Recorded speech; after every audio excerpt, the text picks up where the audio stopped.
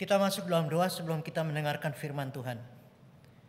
Bapa yang dalam surga, kami bersyukur kepada Tuhan di hari yang bahagia khusus bagi para ibu, di mana seluruh dunia memperingati akan jasa dan pengabdian dari seorang ibu yang setelah hadir dalam kehidupan kita masing-masing. Tuhan, tenangkan hati kami supaya di dalam waktu yang singkat ini kami belajar firman-Mu dan Tuhan berbicara kepada kami sekalian. Kami memohon urapan kuasa daripada Tuhan supaya pemberitaan firman-Mu ini sungguh-sungguh menjadi berkat buat kami sekalian. Bapa, terima kasih, kami mengucap syukur dan menyerahkan semua ini ke dalam tangan-Mu. Di dalam nama Tuhan Yesus kami mohon semua ini. Amin. Bapak, Ibu, saudara-saudara yang kekasih dalam Tuhan, hari ini kita ingin belajar di bawah tema kuasa tanpa kata. Kita akan membaca firman Tuhan dari 1 Petrus pasal 3 ayat 1 sampai ayat 6 yang berbunyi demikian. Demikian juga kamu, hai istri-istri, tunduklah kepada suamimu, supaya jika ada di antara mereka yang tidak taat kepada firman, mereka juga tanpa perkataan dimenangkan oleh kelakuan istrinya. Jika mereka melihat bagaimana murni dan salehnya hidup istri mereka, perhiasanmu janganlah secara lahiriah, yaitu dengan mengepang-epang rambut, memakai perhiasan emas, atau dengan mengenakan pakaian-pakaian yang indah-indah. Tetapi perhiasanmu ialah manusia batiniah yang tersembunyi dengan perhiasan yang tidak binasa, yang berasal dari roh yang lemah lembut dan tentram, yang sangat berharga di mata Allah. Sebab demikianlah caranya perempuan-perempuan kudus dahulu berdandan, yaitu perempuan-perempuan yang menaruh pengharapannya kepada Allah. Mereka tunduk kepada suaminya, sama seperti Sarah taat kepada Abraham dan menamai dia tuannya. Dan kamu adalah anak-anaknya, jika kamu berbuat baik dan tidak takut akan ancaman. Sampai di sini pembacaan firman Tuhan. Jemaat yang dikasihi Tuhan, hari ini adalah hari yang berbahagia buat para ibu. Tuhan mengajak kita untuk mengenang keberadaan, peran dan pengabdian dari seorang ibu yang telah membesarkan, mengasuh dan mendidik kita menjadi pribadi sebagaimana kita ada sekarang ini. Peranan seorang ibu dalam hidup seorang anak sangat besar. Karena sampai usia sekitar 4 sampai 5 tahun, seorang anak sangat bergantung pada ibunya. Dia ditolong segalanya, dari sejak minum susu, mandi, buang air, ganti baju, ganti popok. Dia diajarkan bagaimana makan, minum, bicara, gosok gigi dan banyak hal lainnya oleh seorang ibu. Ibu sangat berjasa membentuk kehidupan anaknya. Karena itu sebagai anak sangat wajar dan seharusnya lah kita menghargai, mengasihi dan menyayangi ibu yang telah berjuang membesarkan kita dengan seluruh waktu dan hidupnya di tengah segala keterbatasan yang dia alami. Tetapi hari ini secara khusus firman Tuhan membawa kita untuk memikirkan peran lain dari seorang wanita. Selain menjadi ibu, dia juga adalah istri. Sebuah peran yang berbeda. Saat jadi ibu, anak ada dalam otoritas untuk diasuh, diajar dan dibimbing. Namun saat menjadi istri, suami ada dalam hierarki sebagai pemimpin yang harus dihormati, supaya suami boleh menjadi pemimpin yang baik dan benar di dalam keluarganya, di mana istri dan anak-anak ada di dalamnya. Bapak, Ibu, saudara-saudara, peran seorang wanita dalam keluarga sangat signifikan. Dialah ibu yang berotoritas terhadap anaknya, dan dia juga adalah istri yang tunduk pada otoritas suami sebagai kepala keluarga yang ditetapkan Allah. Konteks firman Tuhan hari ini mengajak kita fokus pada perjuangan seorang istri yang memilih tetap hidup bersama dengan seorang suami yang hidupnya tidak sesuai firman Tuhan, dan perjuangannya bagaimana akhirnya dia dapat menolong suaminya untuk menjadi seorang yang diubahkan oleh Tuhan. Saudara-saudara, seorang istri yang baik akan diberi kuasa oleh Tuhan untuk menolong suaminya diubahkan Tuhan. Apa yang dapat dilakukan seorang istri yang mengasihi Tuhan terhadap suaminya? Hari ini kita akan belajar dengan 3 hal. Hal yang pertama yaitu berperilaku yang benar lebih berkuasa daripada sekedar berkata-kata. Dari 1 Petrus pasal 3 ayat 1 dan 2. Saudara-saudara, dalam Matius pasal 5 ayat 20, Yesus berkata, jika hidup keagamaanmu tidak lebih benar daripada hidup keagamaan ahli-ahli Taurat dan orang-orang Farisi, sesungguhnya kamu tidak akan masuk ke dalam kerajaan surga. Saudara, bagaimana mungkin kita melampaui hidup keagamaan? Mereka ahli Taurat adalah pengajar hukum Taurat terkemuka. Dan orang Farisi adalah pengikut hukum Taurat ternama. 2 kelompok ini adalah orang-orang yang terhormat dalam budaya Yudaisme. Secara fisik mereka memang terlihat rajin doa, puasa, dan beri sedekah. Tetapi Yesus mengecam mereka karena mereka coba untuk menggantikan kehidupan batinnya yang benar hanya dengan sebuah penampakan lahiriah yang penuh dengan kepalsuan. Itu sebabnya umat tidak mengalami perubahan dalam kehidupan keagamaan mereka.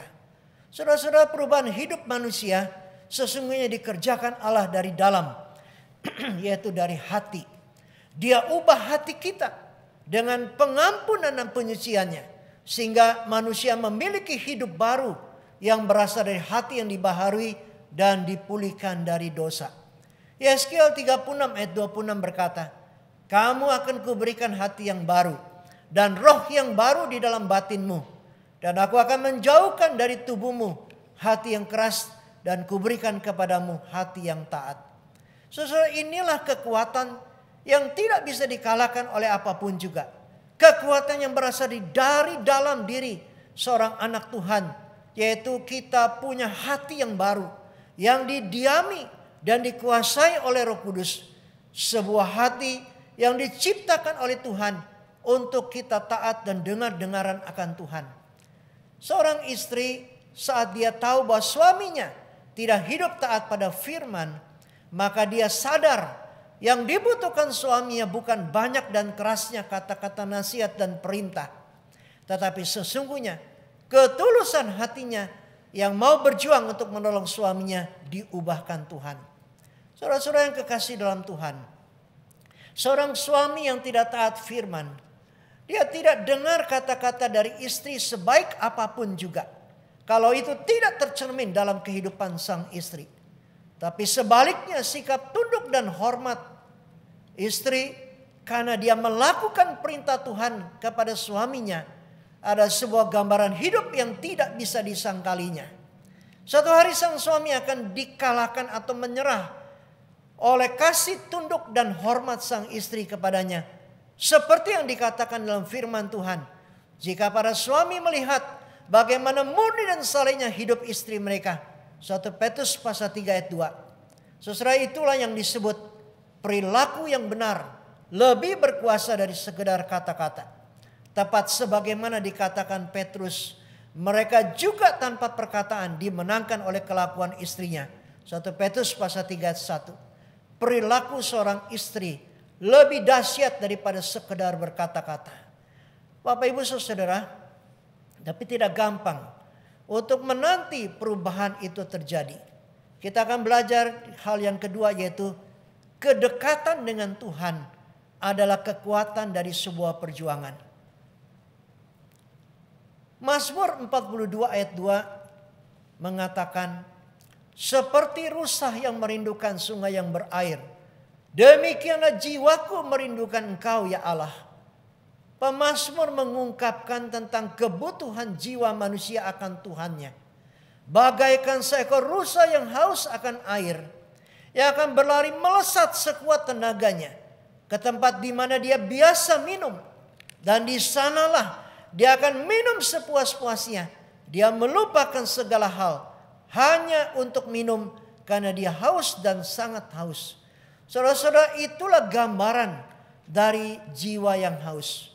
Karena hanya Tuhan yang bisa memenuhi dan memuaskannya.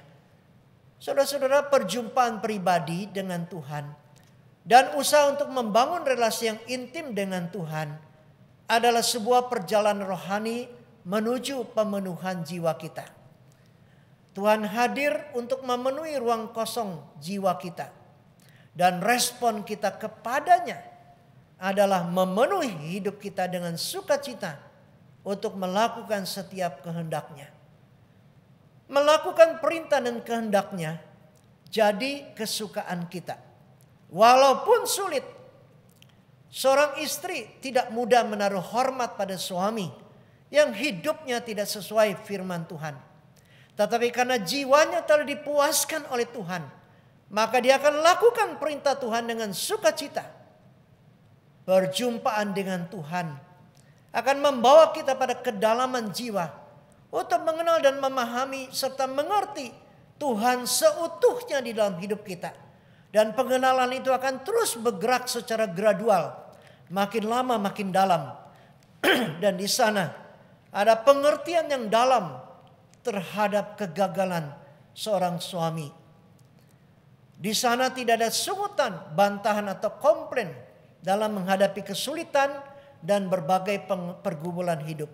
Semuanya itu dijalani dengan sabar dalam air mata dan doa kepada Tuhan yang dia tahu dan kenal, yaitu Tuhan yang mengasihi dia dan yang dia kasih. Itulah perjuangan yang dijalani oleh seorang istri yang sungguh-sungguh rindu supaya suaminya mengalami perubahan dan diubahkan oleh Tuhan.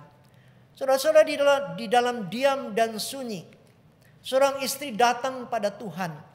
Dia mau mendengar suara Tuhan yang akan menguatkan dan menghiburnya. Dan itulah yang dikatakan firman Tuhan. Justru dalam kelemahanlah kuasa Tuhan menjadi sempurna. 2 Korintus pasal 12 ayat 9. Saudara-saudara, sesungguhnya ada kekuatan dan iman yang sungguh dari Tuhan akan menyertai perjuangan seorang istri. Dia akan melihat, menunggu, dan mengalami bagaimana dengan mata kepala yang sendiri dia melihat Tuhan mengubah suaminya menjadi orang yang mengasihi Tuhan. Seperti dia yang sangat mengasihi Tuhan. Saudara, itulah yang dikatakan Petrus. Perhiasanmu ialah manusia batinia yang tersembunyi dengan perhiasan yang tidak binasa, yang berasal dari roh yang lemah lembut dan tentram, yang sangat berharga di mata Allah. Perjuangan seorang istri di dalam memperjuangkan perubahan suaminya oleh karena kuasa Tuhan, oleh karena doa dan air matanya, menjadi sesuatu yang indah di dalam kehidupan kita semuanya. Seorang istri yang mengenal Allah dan bergantung sepenuhnya kepada Tuhan, dengan sepenuh hati akan memahami dua hal. Yaitu yang pertama, dia akan pergi mencari kekuatan dari Allah dikala suaminya jahat dan berlaku tidak sesuai firman Tuhan, di dalam doa dan air matanya. Dan hal yang kedua, dia akan selalu datang kepada Tuhan untuk menemukan hikmat dan kebenaran dalam usaha memperjuangkan suaminya diubahkan oleh Tuhan di dalam doa dan air mata. Suami bukanlah makhluk yang harus disingkirkan karena kejahatannya. Dan seorang istri akan menjadi pribadi yang mempunyai kekuatan dan jalan dari Tuhan untuk meneruskan kehidupan bersama suaminya sampai perubahan itu terjadi. Dan itu semuanya didapatkan dari pergaulan yang intim dan kedekatan dengan Tuhan yang dibangun setiap waktu dan setiap saat dalam kehidupannya. Dan itulah hidup yang dia jalani untuk mendampingi suaminya sampai satu hari Tuhan mengubahkan suaminya. Saudara-saudara yang kekasih dalam Tuhan, dalam menantikan perubahan yang dialami oleh sang suami, apa yang harus dilakukan seorang istri? Yang ketiga, yang terakhir, pengharapan kepada Allah adalah kunci menantikan sebuah perubahan terjadi. Mazmur 40 ayat 2. Aku sangat menanti-nantikan Tuhan. Lalu ia menjenguk kepadaku dan mendengar teriakku minta tolong. Saudara-saudara, pemazmur menaruh pengharapannya hanya pada Tuhan. Di sanalah dia menemukan sukacita yang sejati. Istri yang berjuang untuk sebuah perubahan.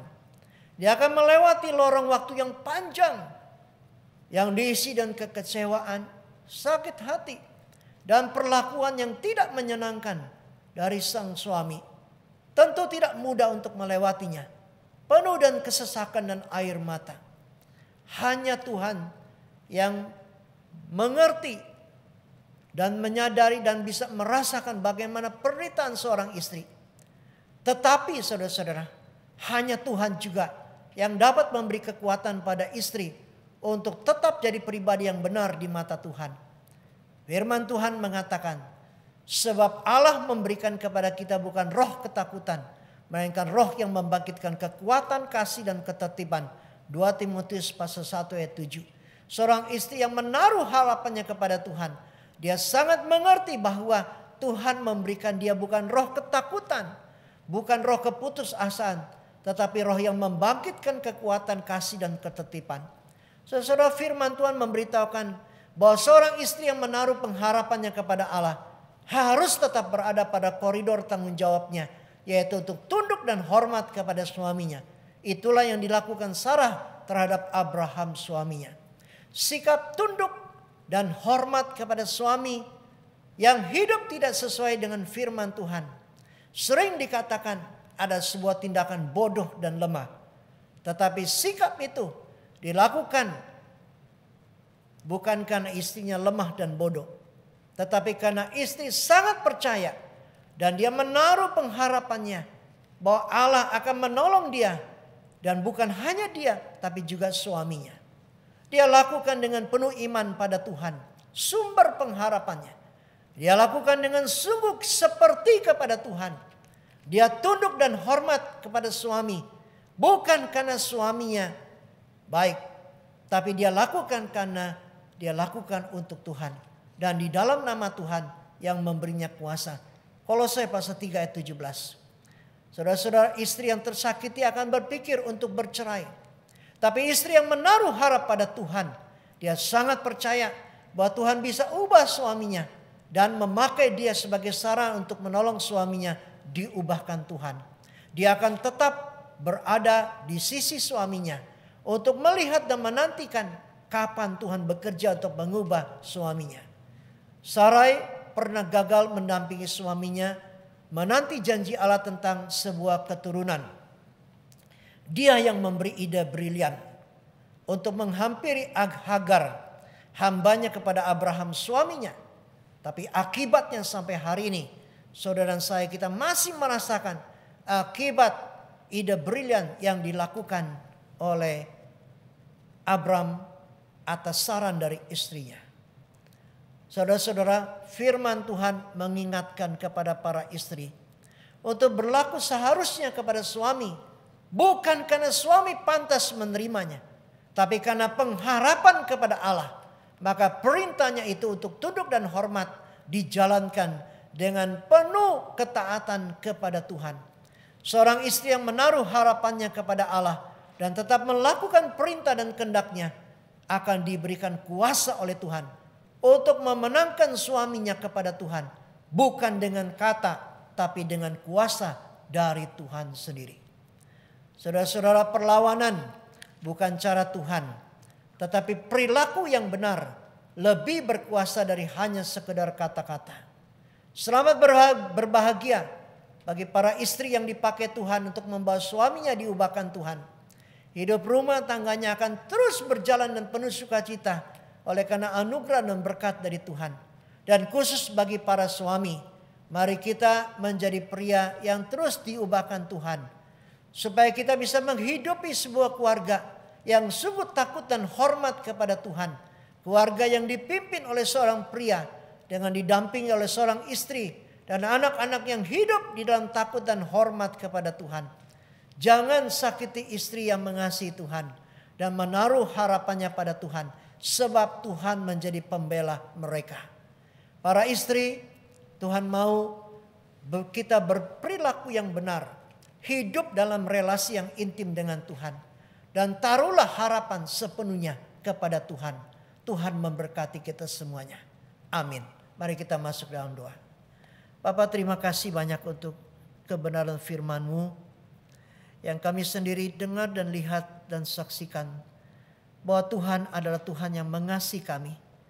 Tuhan, di tengah semua perjuangan dari para istri yang mempunyai suami yang hidup tidak taat dan tidak dengar-dengaran kepada Tuhan, tentu ini sebuah perjuangan yang berat.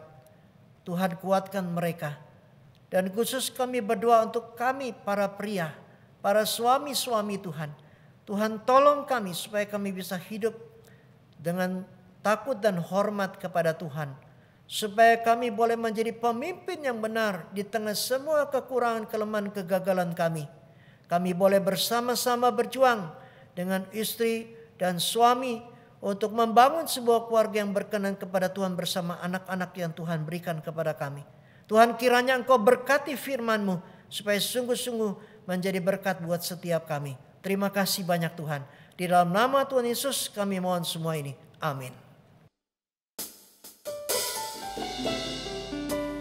Saudara, mari bersama kita menaikkan pujian respon kita di hadapan Tuhan. Kita berdoa supaya Tuhan boleh menjadikan kita indah sesuai dengan apa yang Tuhan kehendaki. Ku datang ya Bapa dalam kerinduan, memandang keindahan-Mu. Ku berikan segalanya, semuanya yang ada. Ku ingin menyenangkan hati-Mu, oh Tuhan.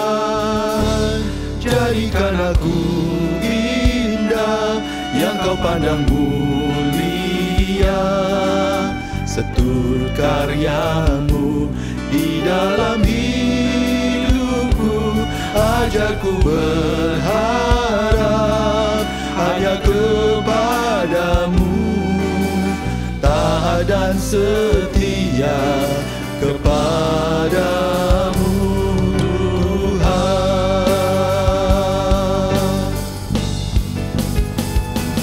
Jadikan aku indah yang Kau pandang mulia, seturut karya-Mu di dalam hidupku.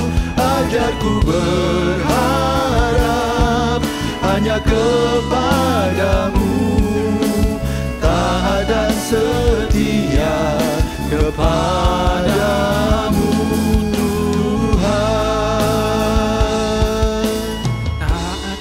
Setia kepada-Mu Tuhan.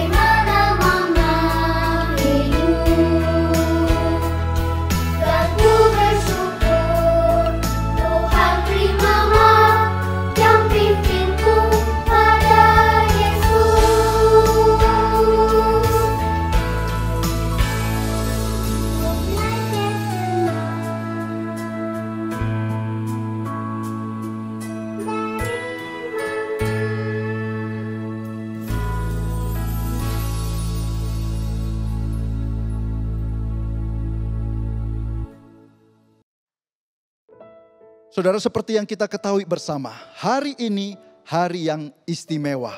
Itu sebabnya saudara, di sekitar kami ini ada bunga-bunga yang menunjukkan keistimewaan itu, yaitu Hari Ibu. Ya, kita merayakan Hari Ibu. Oleh sebab itu, kalau di sekeliling atau di samping saudara ada pasangan, yaitu istri saudara, atau mama mertua, atau bahkan ada emak mungkin, peluklah mereka, beri pelukan yang hangat, gandeng, genggam erat tangan mereka.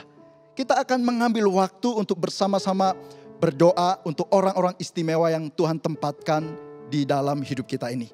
Oleh sebab itu, mari bersatu hati saya mengajak kita berdoa untuk mereka. Mari kita berdoa.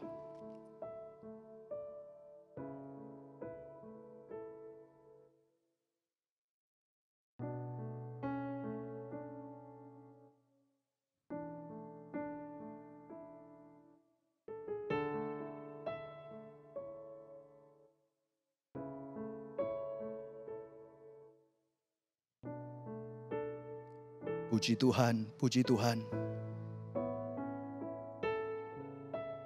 Di pelukan kami ya Tuhan. Di dalam genggaman tangan kami. Hadir orang-orang istimewa yang Tuhan tempatkan dalam hidup kami. Tuhan, kiranya Engkau melawat dan menilik setiap kami. Sekiranya ada di antara kami yang mungkin terlambat melihat keistimewaan mereka. Dan terpujilah nama-Mu kalau Engkau menolong kami. Karena sedari awal kami melihat keistimewaan mereka. Dan saat ini kami berdoa ya Tuhan. Supaya Tuhan memberkati mereka. Setiap istri yang ada. Mama mertua, emak. Tuhan, kiranya Engkau memberkati hidup mereka ya Tuhan dengan kesehatan. Engkau memberkati mereka dengan sukacita. Engkau memberkati mereka dengan damai sejahtera. Engkau memberkati mereka dengan kesabaran, kekuatan. Sehingga mereka boleh tetap berkarya untuk memuliakan nama Tuhan. Melalui pengajaran-pengajaran yang mereka katakan. Melalui keteladanan hidup yang mereka tunjukkan. Tuhan, biarlah hidup mereka diberkati. Sehingga mereka boleh melihat pasangan mereka. Boleh melihat anak-anak mereka, cucu-cucu mereka boleh berbahagia. Karena melihat mereka boleh hidup dipimpin dan memuliakan nama Tuhan. Terima kasih ya Tuhan, sungguh kami menyerahkan ya Tuhan orang-orang istimewa, yaitu setiap istri, mama mertua, emak. Berkati ya Tuhan, setiap mereka berkati. Kami sungguh ya Tuhan menaruh kehidupan mereka ke dalam tangan Tuhan. Sehingga Tuhan terus membawa mereka untuk memuliakan nama-Mu dari sekarang sampai selama-lamanya. Amin. Amin.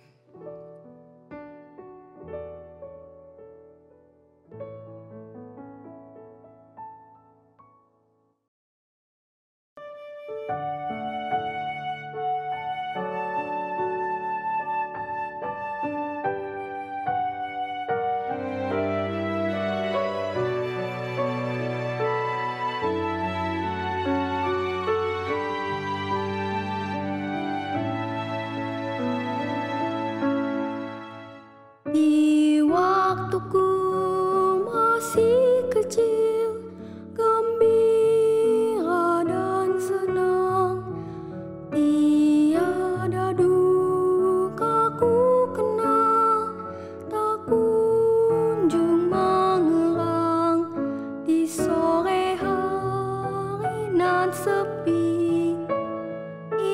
Ibuku bertalut sujud berdoa, aku dengar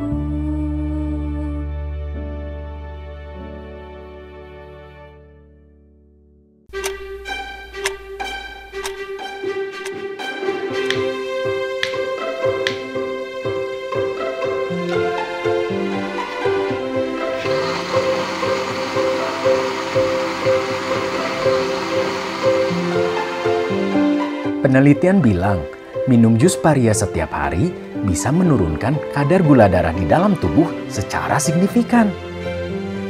Masalahnya, ibu saya nggak mau minum jus paria. Ibu sukanya coklat, minuman manis, pokoknya apa aja. Asalkan rasanya manis.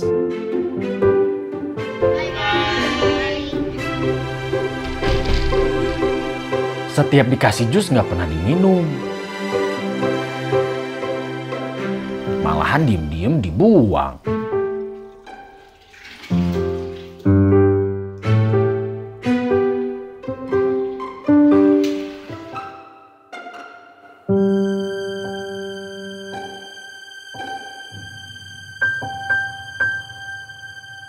Bukan hanya itu, ternyata ibu pandai menimbun harta karun di kamarnya. Aduh.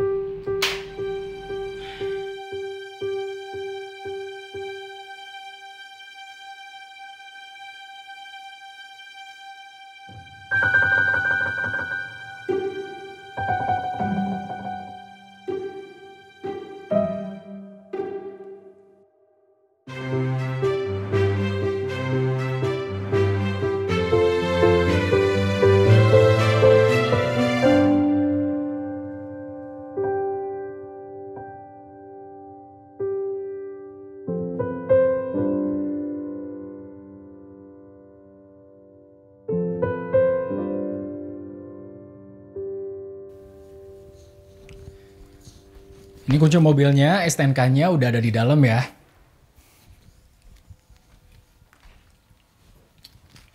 Mau kemana sih, Bu? Cantik amat. Mau ke gereja, ada persekutuan wanita. Maaf ya, pakai tangan kiri. Ibu kenapa? Loh, kok lukanya masih belum sembuh ya? Ibu, hasil tes darah ibu gulanya sangat tinggi. Jadi kalau ada luka, bisa lama untuk sembuhnya. Kadang apa yang saya pikir baik nggak selalu bisa diterima oleh ibu. Padahal itu untuk kebaikan dia juga. Nggak kadang sih, seringnya begitu. Saya pusing sama ibu.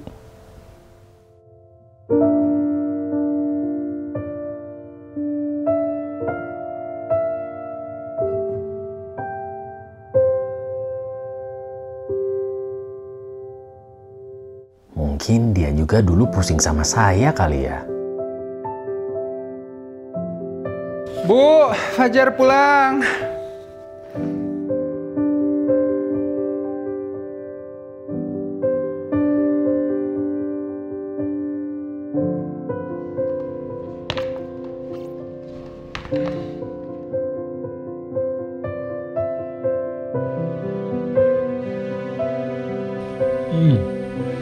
Kamu dari dulu kalau makan belepotan. Tapi rasa sayangnya lebih besar daripada rasa pusingnya.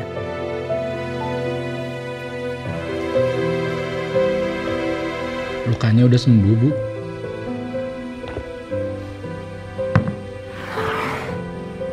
Udah. Donatnya enak.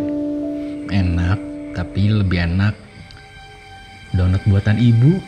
Ibu mau coba?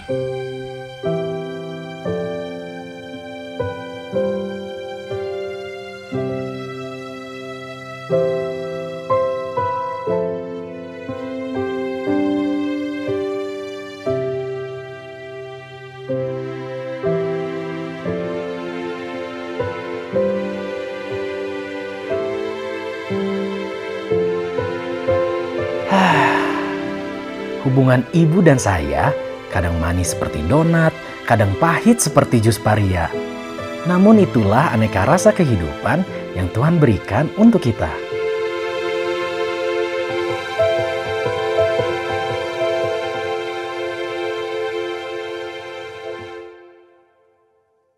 Mari kita berikan bentuk ucapan syukur kita kepada Tuhan melalui persembahan. Saudara dapat memberikan persembahan melalui scan QR Code yang tertera pada layar Anda. Persembahan tersedia dalam 2 kantong, yaitu kantong merah untuk operasional gereja dan kantong biru untuk bantuan diakonia.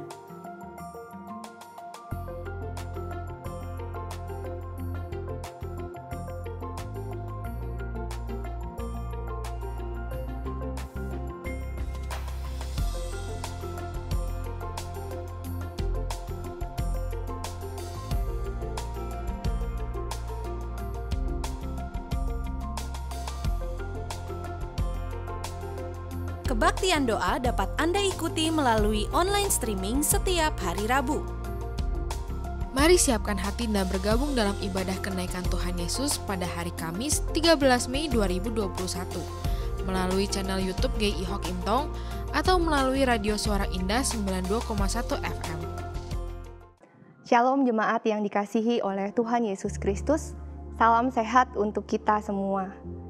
Sudah 1 tahun ini kita semua dilanda ketakutan, kekhawatiran, dan mungkin rasa bosan akibat pandemi yang tak kunjung berakhir. Namun, perlu kita sadari pandemi belum berakhir. Munculnya varian baru dan gelombang kedua kasus COVID-19 di berbagai negara, termasuk negara-negara tetangga kita, perlu kita waspadai. COVID-19 mayoritas menyebabkan penyakit berat pada lansia, namun tidak sedikit kasus berat pada dewasa muda dan anak-anak.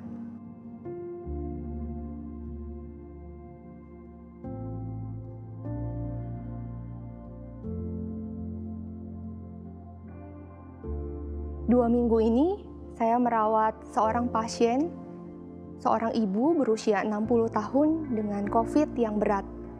Makin hari kondisinya terus memberat, sampai akhirnya kami harus bersiap memasang alat bantu nafas atau ventilator yang invasif.